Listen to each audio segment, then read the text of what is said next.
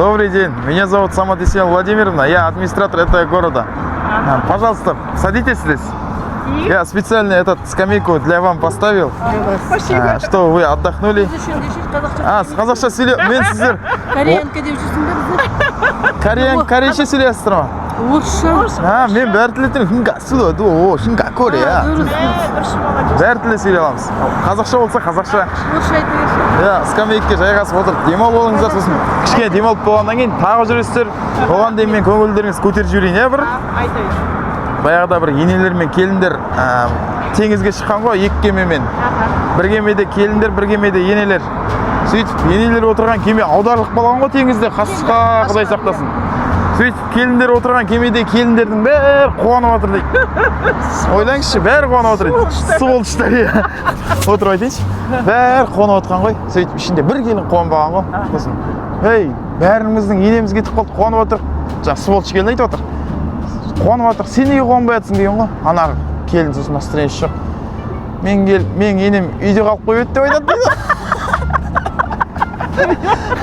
Өлтіремін апа анекдотты. Как раз ей самый раз. Иә, маған айтшы, келіндер тыңдамайды ғой вообще. Ой, тыңдайды ғой енді, жастар ғой енді. Өткенде бір неге бардық? Неге бардыңыздар? Шілдеханаға. Шілдехана. Қай шілдехана? Біреудің. Иә, мен болмаған шығармын ол жерде. Сосын деген тамада айтады. Кім енесімен тұрады дейді. Жан жоқ. Қасқа Құдай Бір сақтасын. жерден бір келін шықты. Сосын артта бір салқылдап келе жатыр. Сонда айтады. Қасқа маңдайлар. Қалған кемпірдің бәрін өлтіріп тастады. Кемедегі солар болып тұр ғой. Ененің бәрін өлтіріп тастады. Сол тамада мен ғой апа. Жоқ.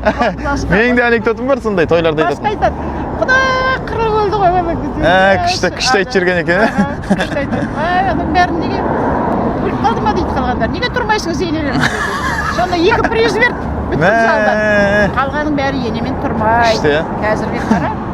Енді ол апа енді ренжуге болмайды оларға да, иә. Сіз түспен қара. Жастарға ренжімейміз. Иә. Мен де енеммен тұрмаймын ғой. Әне, дұрыс па?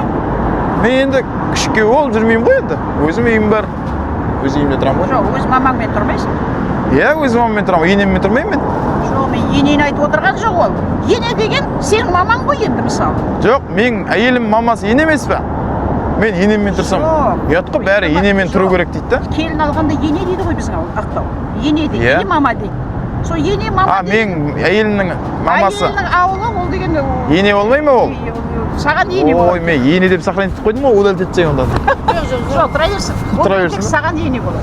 Дұрыс. Вообще айтады да. Дұрыс қой. Кім тұрады жаңағы семейный болып жаңағы. Мына жаққа отырайыншы апа? Жоқ. Отырайыншы? Отырғызбайсыз ба? Жоқ дейсіз ғой? Менің скамейкам ғой? Ата енеменен кім тұрады дейді да сонда. Мен айтамын. Сосын отырдым, кім тұрар екен деп. Зордан біреу шықты. Сосын тағы екінші шықты. Сосын үйде кішкентай балдарыңыз бар ма дейді. Иә, жаңа туған балдар. Қасқалар соны бағып отырған ғой дейді. Апай өлтіреді екенсіз әңгімені сізде құрсын. Енді қарап тұрмын ғой, көңілді адам екенсіздер да. Мен де көңілді, сіздер де көңілді. Бір кешке бір жерге отырып бір шай ішпейміз апалар. Жоқ, сау бол. Жет салмай жүр. Өзім счетты көтеремін ғой, шай ішетін болсақ. Жоқ, сау бол. Қайқа баратсыздар? Шаруамыз. Айналып жүрсіздер ма? Жолдарыңыз. Маған ренжіген жоқсыздар ма? Тоқтат. Қайта көңілдеріңіз көтердім ба? Мен тек сіздердің емес, бүткіл халықтың көңіл күйін көтеремін, өйткені Ақтаудың администраторымын. Бұны қарайған адам көреді, өйткені ана жерде видеоға түсіріп отырамын. Солай. Видеоны көріп отырсыздар ма? Жоқ, көріп тұрмын. Әне бізді видеоға түсіріп отыр. Молодец. Әзіл ғой? Жарайды. Күте тұрыңыздар. Маған ренжімедіңіздер ма?